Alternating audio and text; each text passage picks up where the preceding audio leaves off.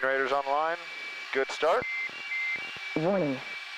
Warning. In just a second, you're going to feel the pressure come on as I pressurize Warning. the canopy here. Warning. There it comes. Flight control. Nothing to... Flight control. So the Blue Angels, that was pretty much one of the greatest things I've ever done and ever will. And it's pretty amazing that they came together through doing flips on a water stick. But I called up my buddy Eric Hemans from Fuel TV, and he jumped on board and really made it happen and really kind of coordinated everything with Tyson and Fuel TV and the Blue Angels. And Steve Bates, our team manager, who's shooting this now. There's a chance to smile. You want to do that? That's Steve. That's right. And Steve made about a 6-hour hike to come out there as well and be a part of it and film it. And as it came down to the day, we got out to El Centro, California, kind of out in the desert, a few-hour hike outside San Diego. And we get out there, and we get there the morning of, and they kind of go through the routines of what to do when you go up the jets to avoid passing out, to avoid throwing up, and then safety procedures. I mean, they go through, you know, what to do if they have to hit the ejection seat on you, which they haven't had to do in a VIP ride-along ever once in the entire Blue Angels history. He's going to pull it up. What's going to happen, this is where we went. Canopy's going to go, your seat's going to go, and his seat's going to go. They're all automatic. This is an all-automatic seat. You will be into a full parachute in 4.8 seconds. The most intense part was figuring out how to do the hic maneuvers, which was the breathing technique that keeps the blood in the upper half of your body. Because whenever they pull all the G's, up to 7.5 G's, that's 7.5 times the force of gravity. So literally the blood is pushed away from your brain, and you just pass out. All you're gonna do is they say teach word you how to hit. do that.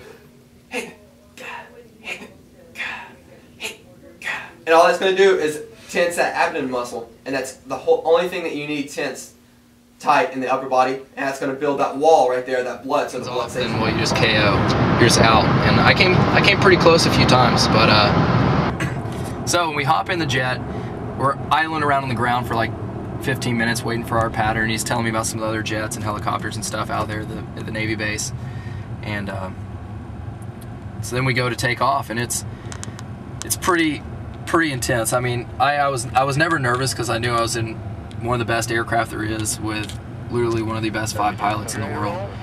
Could not register that I was about to take off in Blue Angel. It just was not clicking. I mean, I was in there, and when you hop in that thing, it's hard to tell. And I'm not sure we have any footage of it, but when you hop in, it's narrow. I mean, on either side, it's like this. I mean, you're kind of in there, and there's not a ton of room. But we go to take off, and it's calling out how fast we're going. You know, 100 knots, 120 knots. 220. 240. 216. You ready to go flying, Andrew? Hey, let's rip it. Ready, hit it. Oh! That's just a normal rollout, or you can be taking arrested. It's somewhere around 2,000 feet, just like, you know, you snap your fingers and you're there. And it's intense. You don't have to do the hic maneuver to keep the blood in the upper half of your body, because they only do it for so fast that you won't pass out. But when they took off, not only did I kind of screamed like a girl, I kind of did like a shield here, but I kind of made a noise like somebody just punched me in the stomach, because it kind of felt like somebody was pushing on my chest and stomach. But you could feel the blood seriously rush from the upper half of your body down. It was a really, really weird feeling. But he didn't hold that many G's for long enough, so you don't pass out on that, but you can just feel just the force on you.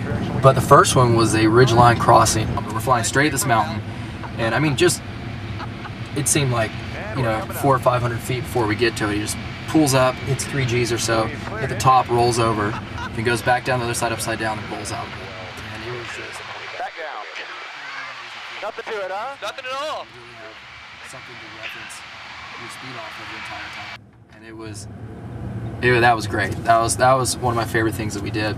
But the cool thing about that was he went from showing me how slow the aircraft could go to how fast it could go. And he didn't max it out for how fast it could go, but he did break the sound barrier.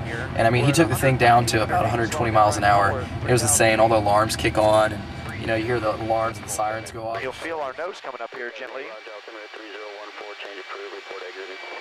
But we're not actually climbing. Yeah, I see that. That's Delta 07, you know range on your tactical frequency. So we're maintaining level flight there at 120 miles an hour. Wow. It takes a lot more power for it to do this than for it to actually fly fast. So now we'll go from slow. I'm going to hack my stopwatch. I'm going full afterburner. Time for a high-speed run there. 3,000 feet still, 160 knots. Watch how quickly this airplane can clean itself up and accelerate. 200 knots. We're at 0.4 Mach. That's 40% of supersonic airspeed. There's 300 knots. It's been 15 seconds. 0.6 Mach, 400 knots. 0.7 Mach, there's 450 knots. Wow. 500 knots, it's been 30 seconds. 0.9 Mach, we're almost there. There's 600 knots. There's 620. There's There it is. supersonic. You'll feel us decelerate quickly Wow. when I pull out of afterburner there. And we Wow. come back through the number. But he flew through the area where they shot the race scene from Star Wars.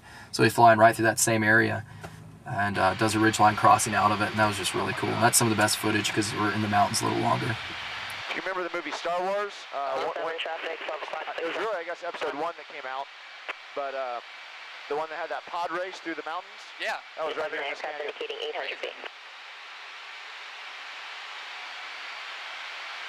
Number 230 Sierra Alpha, Yuma approach. Number 0 Sierra Alpha, Yuma approach, transmitting the blind, radar service terminates, clock A move that you'll see him do in the air show where the 5 of the guys are out in front and kind of distracting everybody, and one of the jets will come out of nowhere from behind and just hook it straight up, and they all kind of come together, and then they basically spirals directly up. All right, here we go. There's 500 knots. Flex those legs. Take a deep breath. Ready, hit it.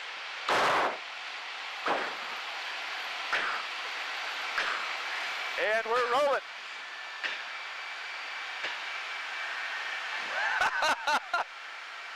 That is the best. Unreal. Oh my gosh.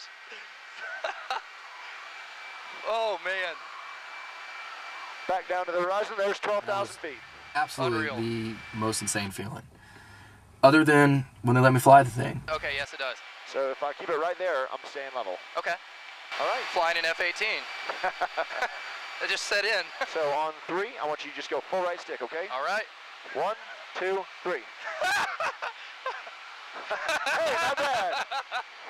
No way I just did I mean, that. it was cool doing the barrel rolls when he was flying them, All right, we're but to coming back actually to the left by way of feel right. it go off whenever I did it was pretty amazing. At that point, I thought that, you know, I had always thought that wakeboarding was by far the best thing I could have done in my life. At that point, it became number 2 because flying an F-18 is the greatest thing you could ever do.